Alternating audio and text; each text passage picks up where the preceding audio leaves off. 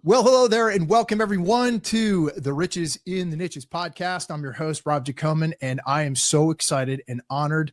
I have a very special guest on with me today and a very hot topic that I cannot wait to dive into.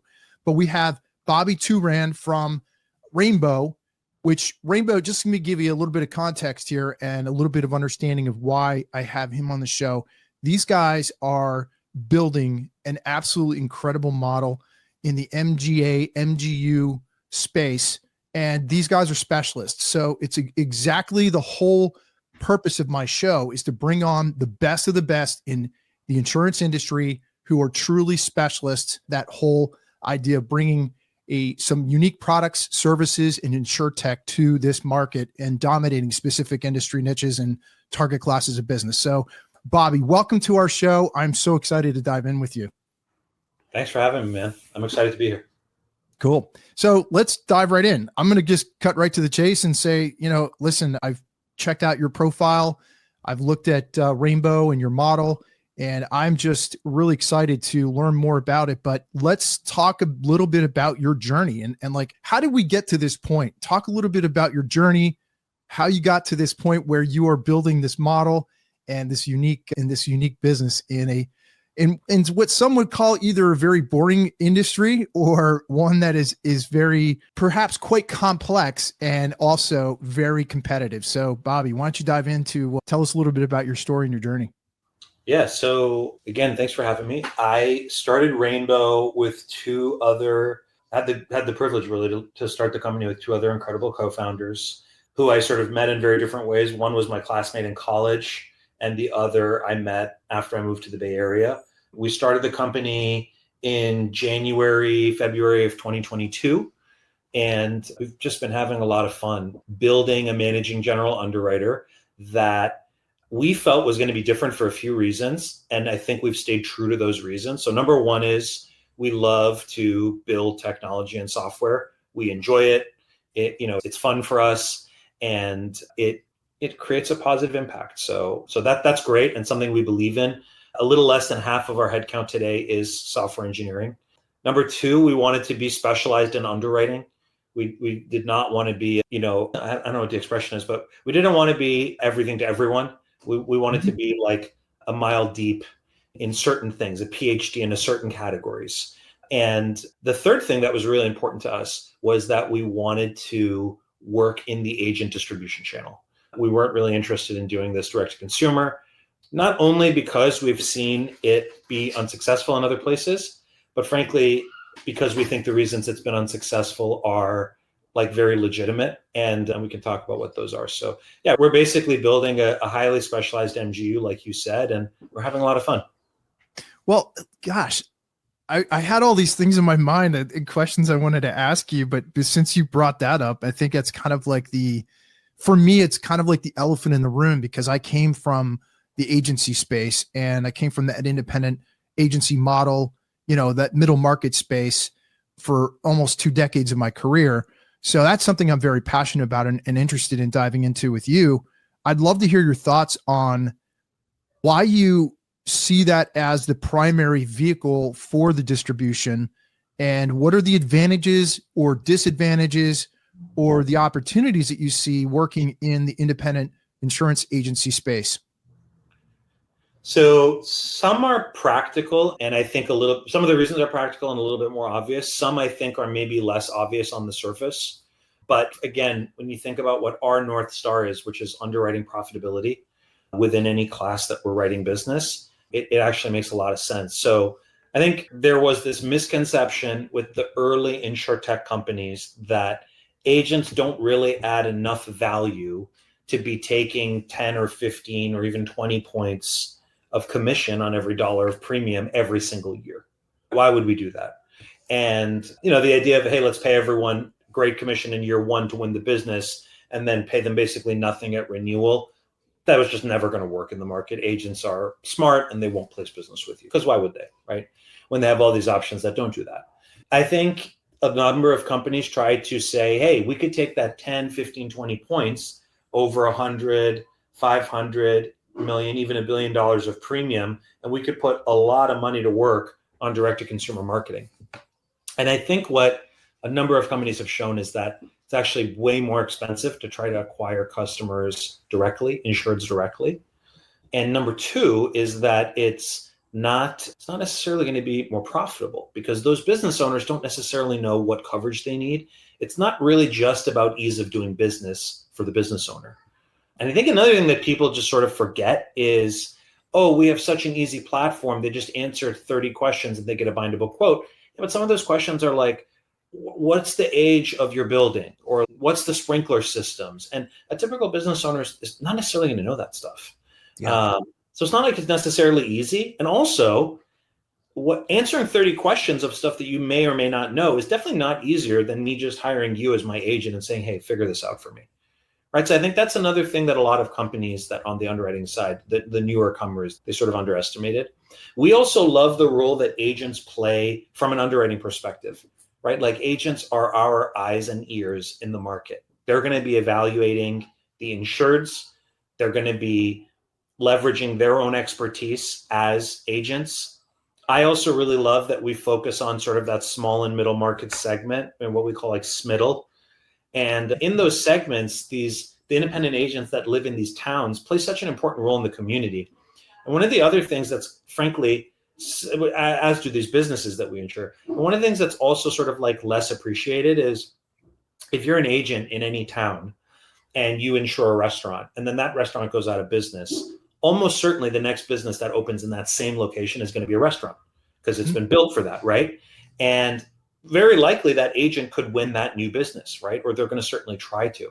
And that is like a lot of, that person knows the last time the roof was fixed or the last time the plumbing had an issue. And again, these are all ways that we prevent preventable claims. That's what we're sort of like most focused on from like, how are we better at underwriting? We continuously monitor the businesses that we write. And the main thing we try to do is prevent the preventable claims. Agents play a huge role in that. I think a lot of those things were just sort of underappreciated and people thought, oh, it's just a math equation. I'm just going to not pay them and invest that money into this other stuff. And I think that's proven to not be super successful. Man, we could dive into this so deep because this is the conversation that's going on in my head too, because I'm actually thinking about one of the things I challenge myself with is, I talk a lot about the agency model of the future.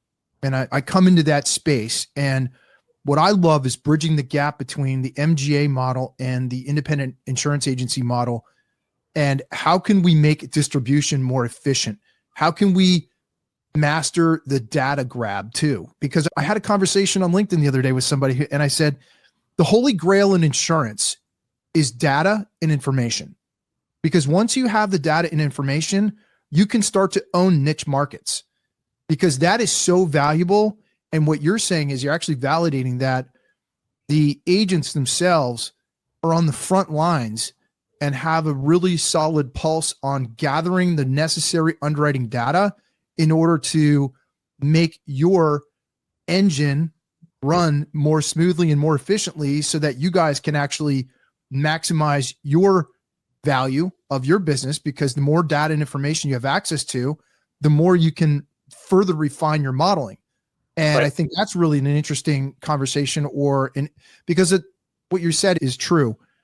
There's this thought by MGA or MGU operators that if you eliminate the independent agent from that space, that just because you own the data doesn't mean it's always accurate or it's up to date, or there's that relationship there that you can't really measure. It's intangible.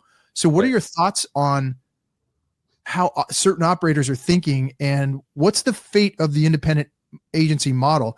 Do you really think that we're going to head in the direction of industry niche specialists in that market and that a lot of the generalists will start to kind of die by the vine or become relegated to the personal lines model, which is highly commoditized? Do you feel like that's kind of how that market's going to segment? I think there's definitely competitive advantage from the perspective of the agent in having some specialization, for sure. No question. And I would say that it's one of those things where it's like your competitive advantage is greater if you have maybe 2 specializations, just from like a diversification perspective. But then once you get into 3, 4, 5, 6 specializations, suddenly you're not necessarily super specialized. Of course, it depends on the size of the agency. But for a typical agency, let's say 5 to 10 total employees, which may not even be typical, that might be large in some cases. I think there's going to be the business that naturally comes to you, the personal lines pieces that you talked about.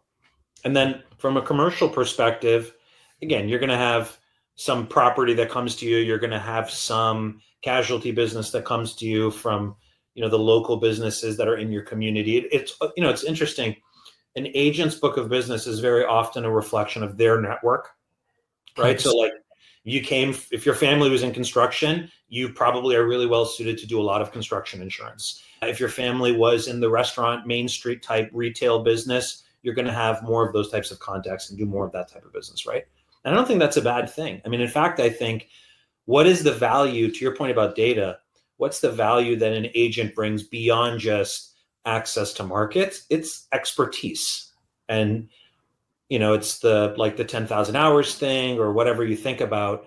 The more you do one or two things, the more likely you are to become an expert in them. So I think there's a lot of advantages to the agents being specialized. I also think that on the other side of the fence, from the market side, carrier, MGU, whatever you'd call those, I think they are increasingly trying to dial up how much specialization they have as well.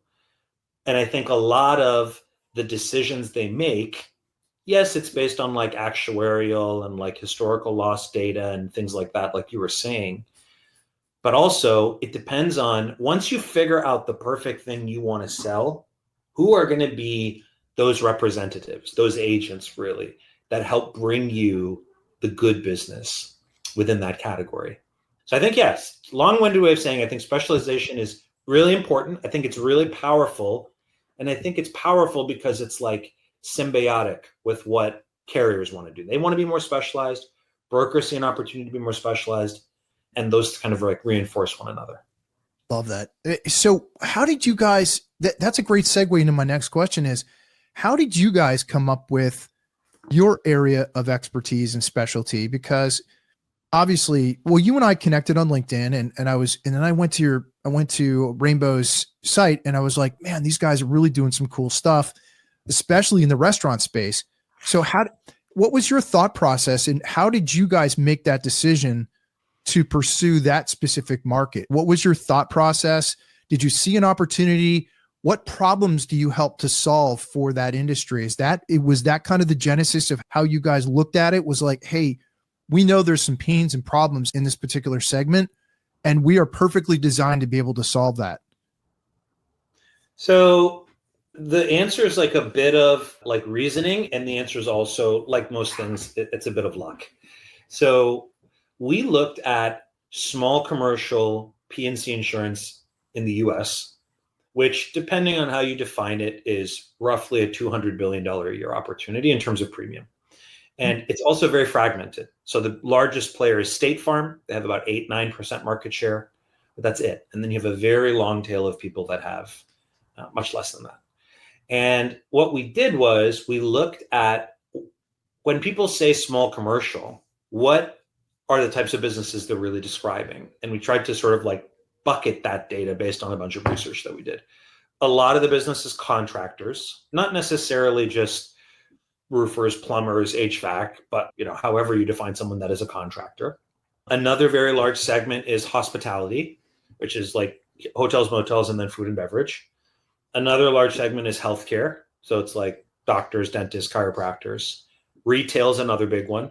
Service is another big one, like professional service. And then there's sort of, you start to taper a little bit. So anyway, as we were looking at that, we were like, okay, which of these segments do we think either we can be the best at underwriting, is the most underserved? And restaurants was very interesting to us. Me and my co-founders just really like restaurants. We love to eat out. And we're like, oh, that's kind of interesting. And then as we started to peel back the layers, we were like, okay, so this industry has been really challenged by COVID. So you got to remember, 2022, I mean, we were still like, when we started, people were still wearing masks to go to some restaurants. It wasn't like super widespread, but like it was still happening. And so the industry was just going through this big change. Everyone's putting seating outdoors. Everyone is having cocktails that are to go. There's inflation going on. So the cost of alcohol was the first thing that went up. I always give this example. Mexican restaurants will charge you $20 for a bowl of guac, and you would probably never go there again. But if they charge you $25 for your margarita, you're not going to think twice. But just because the drinks are more expensive, and so therefore alcohol is a higher percentage, the way traditional underwriting models would look at that is they'd say, hey, that's higher alcohol, we don't want to write it. When in fact, like the nature of that risk had not really changed. Same thing with sitting outdoors. Yeah, well, we only write based on square foot inside the premises. And so that's kind of like a different consideration. And so we just don't want to insure that. But why? You got to sort of, we felt like there was an opportunity to evolve the underwriting for where the market was. And so, yeah, we chose restaurants. And then the luck piece comes in by the time our filings got into the market. Then again, it's admitted. So there was like a waiting period. More and more carriers, because they were just starting to unwind a lot of their own bets since, COVID, with everything going on in the world, they really started to pull back from commercial in general. And they especially, restaurants was one of the first things that they cut. And so that was just sort of like a right place, right time for us. And it's been a great fit. That's awesome. Well, tell us a little bit about your team and what you guys are building, because obviously you've got a really unique specialty. And I want to ask you about your restaurant synergy summit, which I did a little homework and I was like, man, that sounds like such a cool, it's such a cool event. And it's something you did for the very first time. So I'd love to hear your thoughts on that. But tell me a little bit about the team that you started to build, and how are you building that team? Is it more a strategic thing for you where you're drawing in other industry experts in the restaurant industry, or is that not necessarily your thought process in how you build your teams? So, two general thoughts on team building for a tech-enabled underwriting company. I think I just said it, right? It's tech-enabled underwriting. So those are the two things. And so I think the perfect balance is you want to have technologists. So that's software engineers. You want to have what are called product managers. Those are the people that take the requirements that they're hearing from the market, from the salespeople, from the underwriters, and they're turning those into the functional requirements that the engineers build. Hey, everyone's saying we shouldn't ask this question on the last page, ask it on the first page. Or, hey, here are some data sources we can use to validate. And that's an important part of our story that I can tell you about too. And then just sort of like the general operators who have been building software and software companies, even if they're not engineers themselves. So that's describing me, right? So it's like the person who can sort of maintain, and my co-founders are like that too. But then the other piece is, how are you bringing the people who are experts at underwriting, experts at customer service, experts at insurance-specific billing, experts at cultivating relationships with agents all over the country. Each of those are subject matter experts, like you said, right? And so our team today is basically 50-50 in terms of headcount. It's actually slightly more what I'd call like insurance operators, and slightly less, call it like 55-45 insurance operators to engineers. And I think the number of engineers might go up a little bit, but then the number of insurance operators will go up. And basically we want to try to always keep it at around 50% in terms of, and so that's how I think about it. And then I think what's interesting is that in terms of how we build the team and getting people aligned on culture and values, most software engineers didn't go get a degree in computer science because they were like, I really want to bring computer science to insurance. And most people didn't go into insurance because they're like, I want to work in a high-tech, fast-paced industry. Necessarily, they didn't do that, right? So you're sort of getting these two groups of experts to kind of like swap places in a way. And I found that like my happiest moments as a manager is when I observe an underwriter or a customer service or whatever from the insurance side getting super excited to see an engineer bringing something that they've always wanted in their role to life.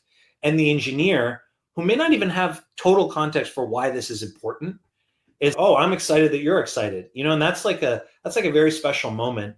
And we try to have as many of those moments as possible, because that's like really where I think the magic is in terms of just having a good place to work. And that's kind of like the foundation. And then the business success kind of follows from that. That's amazing. I've been in this business a long time, and almost, like I said, almost 2 decades on the agency side. So for me, the way I look at it, Bobby, is I would have loved back in the day when I first started, it really, we didn't see the emergence of MGAs or MGUs. It was really, if you had a tough risk, you went to the wholesale market, or, you try to get creative with how you wrote some of these accounts, but it really wasn't as highly specialized as it is today. So I would have loved to work with a team that you guys have, because I feel like I would have killed it in that market. But explain to me, or share with us, what is your philosophy on working with the independent insurance agency partners that you have and that Rainbow is working with? And what are you guys doing to help to educate them on your model, your products, the way you guys are delivering the customer experience? How do you guys manage those relationships? It's a great question. So we try to educate agents as much as possible. So to your point about specialization, I think specialization is more than just, I write a lot of restaurants as an agent, and it goes to like, how am I educating myself as an agent about what it takes to run a restaurant? Like, how do I put myself in the shoes of that business owner? That's going to help me have a conversation with them at a different level than if it was just like, I'm the broker, I'm the agent, you're the business owner, give me the COPE information, I'm going to go get your quotes, you'll bind one, and I'll see you at renewal maybe, right? Mm-hmm. Like, you start to really care about, oh, like, you're a pizza shop owner, like, I know about how difficult it is to source tomato sauce right now. I mean, just like little things like that are going to go such a long way. So we try to put out a lot of information on our company blog, on social media, that kind of educate the market, anyone who cares to read it, about what it means to be trying to basically like transfer risk, protect risk in the restaurant industry. And we also have, so that's one thing. The other thing that I think is like really critical though, is I just think that it just goes beyond printed content. We also host weekly webinars, what I was about to say, and people find that really helpful because it helps us sort of dial in, okay, how should I think about restaurants as an agent in Michigan? How's that different from how I should think about restaurants as an agent in Arizona, for example, right? And it is different. How do I think about it in California? How do I think about it in another state? Those things really matter. How do I think about fine dining versus casual dining, and where I want to specialize, right? There can be sub-specializations even. But we really believe very strongly in the power of human touch. I think another thing that a number of previous tech-enabled MGAs got wrong is they were like, there will never be a human underwriter. It just, your info is going to hit an algorithm. We'll either give you a quote or we'll decline you. There will never be a phone number where you can reach someone. Everything's going to be fully automated. And again, I think while that sounds nice conceptually, because you're going to be like removing all this cost, you're actually adding a lot of friction to the process from what agents are trained to do and how they want to work, right? Hey, I have a question that like the button on your webpage doesn't answer for me. So can you please answer my phone call for a minute? And that just goes a long way, right? So it's just frankly being kind of human about how you think about engaging with the agents. I mean, we really see agents as are crucial partners on our journey. We don't want to focus on distribution beyond finding great agents. We want to be mostly focused on building great underwriting product, having a really high quality user experience, which is not just the tech user experience. It's the, hey, I have a question. Can I chat in and talk to someone live who really knows insurance? And the thing I like about focusing on that is that I don't think that's like fashionable or trendy. I just think it's never going to go away. It's always going to be kind of what matters. It's like running a restaurant and saying, we're going to be the best at making really good food. Yes, you still need other things to work in your business, but having a really good product is probably a pretty sound starting point, right? So that's kind of like how we think about it, and also how we think about the role that the agents play in that equation. Gosh, I love that. I would have loved to work with a guy like you and your team. I'm not telling you that because I think you want to hear that. I actually genuinely believe that you are an agent's greatest ally, because if you have a true partnership, that's what it's all about. It's not just about, that one post had probably resonated with you because it's not just about the tech. It's not about the speed and the efficiency and all that stuff. It's about the human experience. It's about having somebody who's a true partner and has a pulse on what's going on inside of their communities and their market. And I believe that's your philosophy. I believe that's the way you feel, that it's a vital relationship. Like technology will never trump relationship, in my opinion, because we need the human touch. Right. And I think that's something that's missing when all the stuff you see out there. People are talking about Insurtech this, well, what does that really mean? What does it really mean for the human experience? And that's what I really love to hear your position and your thoughts on that. That's a great transition into what makes a retail agent who is a great partner for you guys. What makes them successful? What makes them successful with us? I would say, and in their space. In other words, what makes them successful, not only as a great partner for you guys, but also in becoming world-class at how they deliver the customer experience to the end user, which is the insured. I think trust is really important. Like, I think you're asking an important question, but I think that to me, the answer is kind of, again, rooted in things that are like not features, not commission plans, not even appetite, frankly. And I think it comes back to much bigger picture things. I think partnership and trust are kind of the two things that come to mind. And I think they're very, again, related. I think agents want to feel like one of the things that really stuck with me when I first got into insurance almost 10 years ago now was how strong the relationships are in the industry. And you'd go to conferences, and this is before COVID, so conferences were happening all the time. People loved going to conferences, it was very common. And you would see brokers or agents and their underwriters who they've worked with maybe for decades, who would walk across a conference room floor almost with like tears in their eyes to give each other a huge hug. And they would be like, how is your kid so-and-so doing? How's your dog feeling? What's it like for Jimmy at going to, state or whatever? You'd learn that like some of these agents or underwriters and vice versa, they worked with the other person's parents. And, their parents worked with their parents. And it's really incredible. Like, I'd never really seen that. That doesn't really exist in the technology world, at least not that I can think of. And, you're 100% right. And so you're going to want to, there's always going to be a new market. There's always going to be a new product, right? Like, we know full well that we have lots of competitors who are writing restaurants. But I think that agents are going to want to partner with the markets that they feel some degree of trust with. And that trust, which is like, you're going to be there and help me, and you're not going to pull the rug out from under me. And on that trust, over time, you build a good partnership, right? And it's what we talk about is how critically important, it's like, again, classic things, first impressions, right? That first time they finish the paperwork to get appointed and they give you a submission, or that first bind order, or that first time they have a claim, or that first time they need to change a payment method or whatever. And it's, like those are that's really where like the battle is won as a good company. If you do that well, the rest just sort of starts to really build on itself. And you as a company, you develop those muscles. So then that the next person who comes in, who probably has a lot of the same considerations, you're going to be slightly better at helping them and slightly better. And by constantly getting better, you're just going to build these really deep partnerships within the distribution community. And it's very hard to disrupt.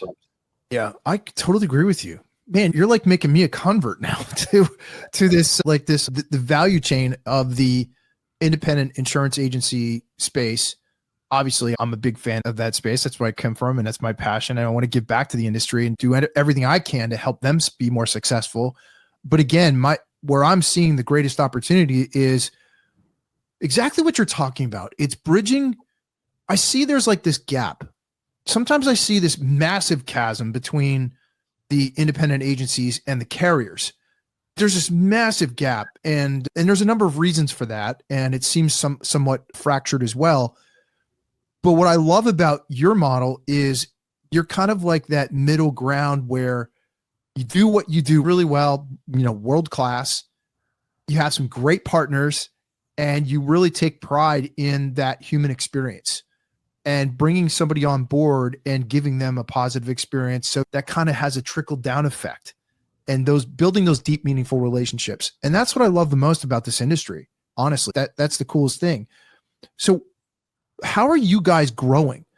What are you guys doing to continue to scale your model and to scale are you guys coming up with new products? Are you innovating? How are you guys growing on the agency side? Are you continuously looking for new partners? Do you have boots on the ground looking to build those relationships? Talk to me a little bit about your growth model. So there are basically two levers to pull for growth in our business. One is distribution growth. So that's working with more agents, working with more agents, period, working with more agents in more states, trying to do more business with the agents that we already have, like moving away from their new submissions and getting more of their control business, working with larger national brokerages that can kind of help us cover more of the country, but that also bring us, larger average premiums typically.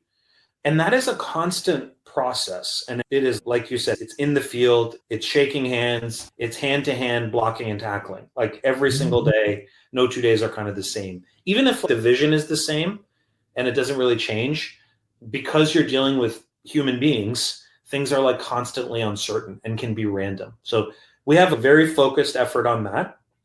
And then the other lever is product. And so that is, again, do you go vertical or is it horizontal? Just like distribution. So within restaurant, do we make workers' comp available? We don't offer comp, for example. But when we started, it was the BOP.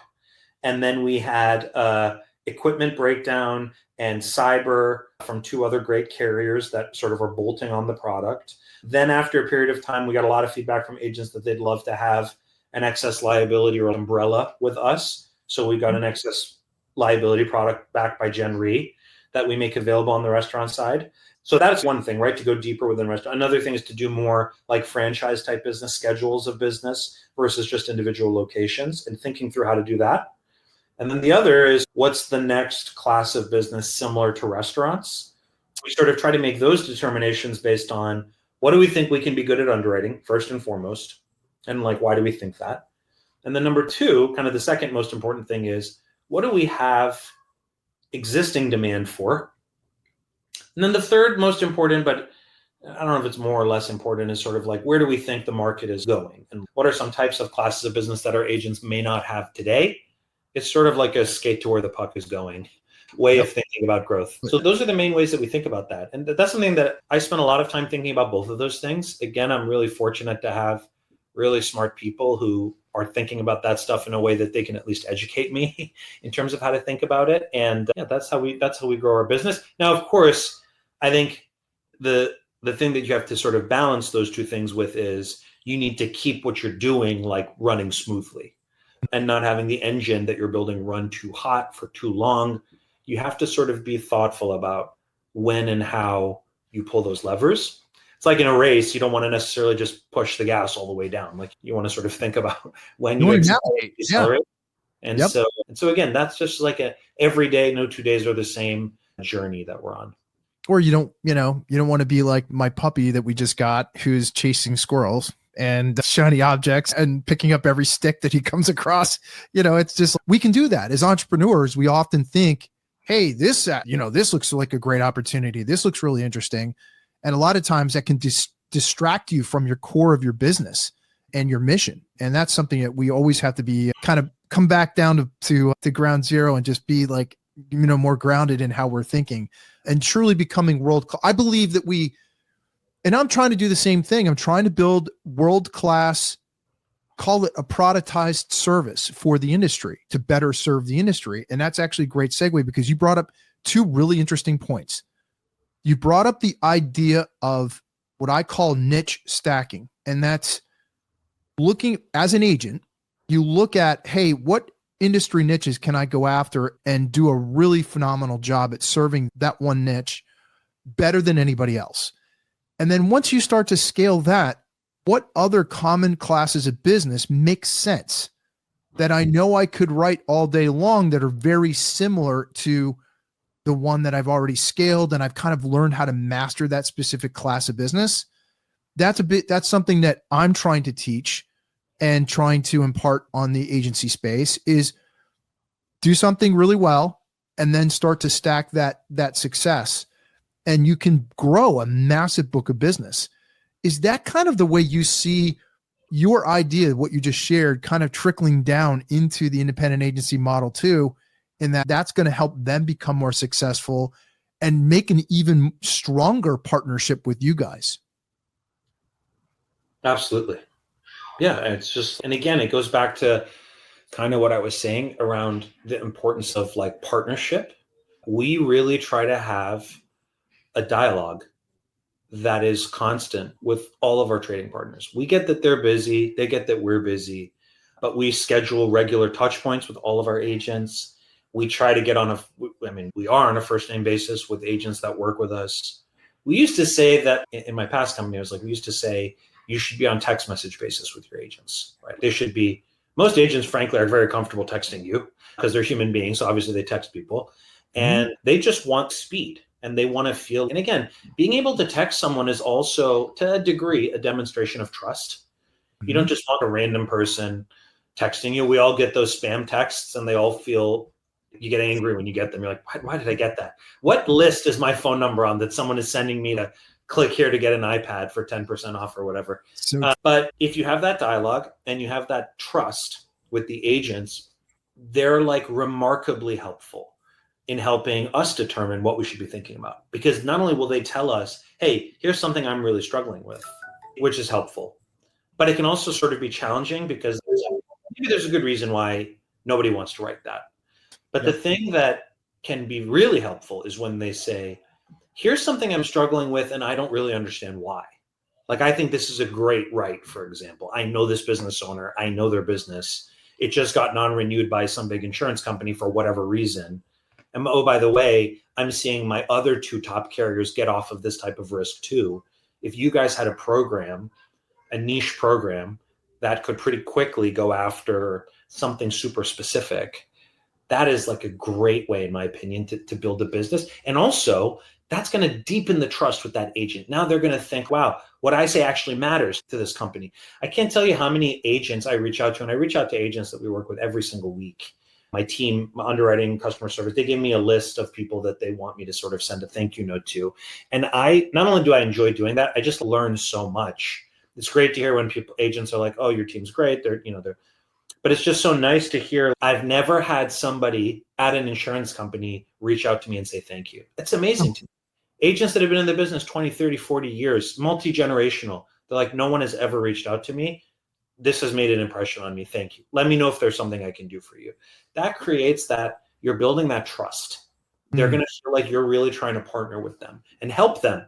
At the end of the day, as we always say, it's if they sell our product, the agents make money from us and we want that's their livelihood, but it's also our livelihood, right? So we're actually super aligned with agents. And I think that's another thing that a lot of the MGAs, MGUs, like I was saying, that are tech enabled just got wrong. They're like, oh, the agents are like our enemy. We need to avoid the agent. The agents are so silly. Why would there be agents? And it's like, just completely missing the point.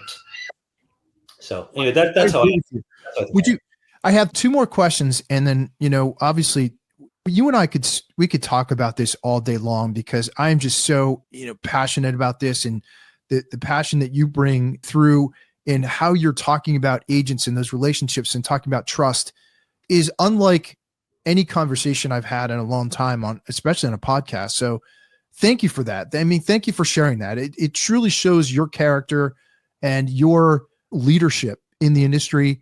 And that to me, like my respect level has just gone through the roof since we've had this conversation. I'm actually blown away by a lot of the things that you were talking about and sharing that I've never heard from anyone in your position before, because you're right. I think that is where they got it wrong. Some of them get it wrong, but it sounds to me like based on what you're saying, Bobby, you're dialed in. Like you get it right. And you understand that industry, the independent agency, you truly understand what's going on in their minds every single day, which my final question is, do you feel like, I have a hypothesis and I'd love to get either validation or tell me I'm nuts, that the MGA, MGU model of the future is really going to be about kind of piggybacking what you're saying is reaching down to the independent agents and truly becoming a partner with them and helping them to grow their books of business.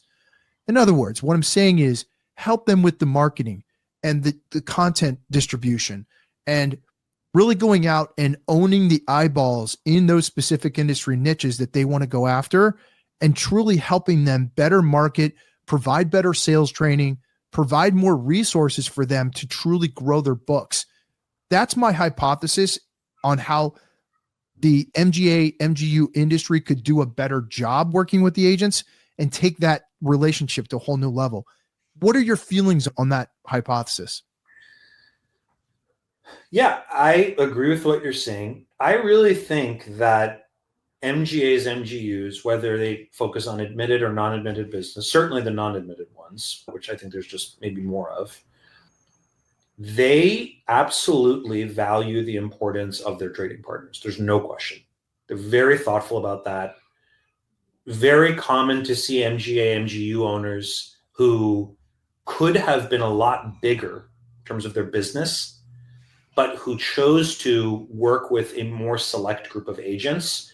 And they as the MGA, MGU owner, were just very comfortable growing more slowly, but feeling really good about the people that they work with. And that's very different from the way technology founders think, which is grow at all costs, grow. Every agent is worth about the same to me. Yeah, if they're a little bit bigger, like I maybe value them like slightly more. But it's going to be hard for you to tell me as an agency, it's going to be hard for you to tell me as a company, hey, I'll work with you, but don't work with my competitor. Most tech companies are going to say no. And I can also see the argument for that. Like, I think, especially when you're just getting started, for someone to say, hey, work with us and no one else. Okay, well, that's a little tough for me, right? But if you start to send me business, we can revisit this convo in 12 months, 24 months, whatever.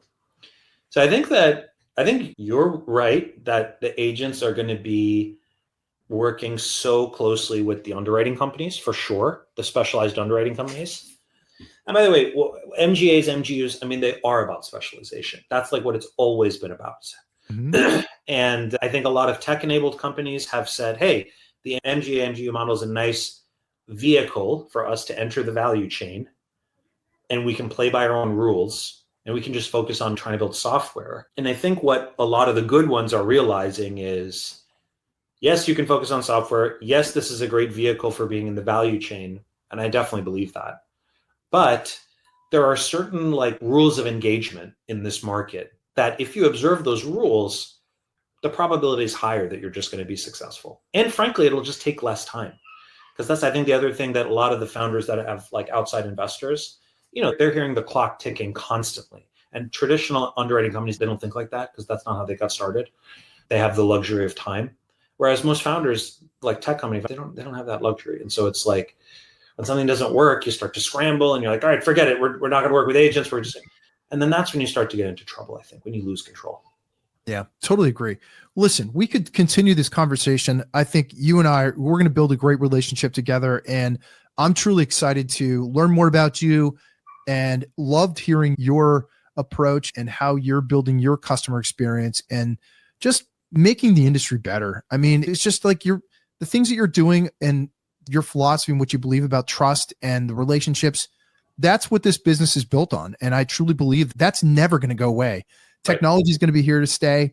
The relationships are here to stay. And I think relationships always trump the value. I always believe that relationships will trump that in the long run, but I could be wrong. Who knows? I've been wrong before. But listen, Bobby, as we're landing the plane here and coming to a close, this is my favorite question because this really shows the human side of you and what we can learn more about you is I want you to imagine for a moment that you're sitting in your retirement chair or you're sitting on a beach somewhere, sipping a margarita, whatever you choose, and you're looking back on your career. What would you want people to remember you by?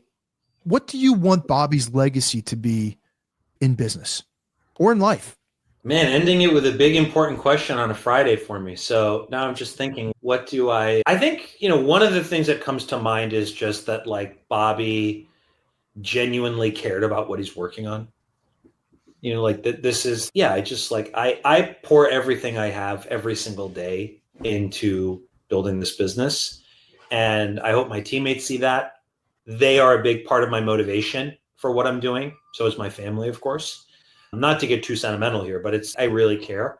And I just love to build things. I really do. I always have. And I don't think that's going to go away. And, when you really love something, you're going to spend a lot of time just trying to figure it out. And that's what my whole, so it's been like I don't want to use the word North Star again, but it's like the North Star of like my whole career. And I've really enjoyed it. So that's the main thing. I care about the people I work with. I care about why I'm doing the work, and I really care about the work itself. So hopefully people will remember that. Man, you said it all right there.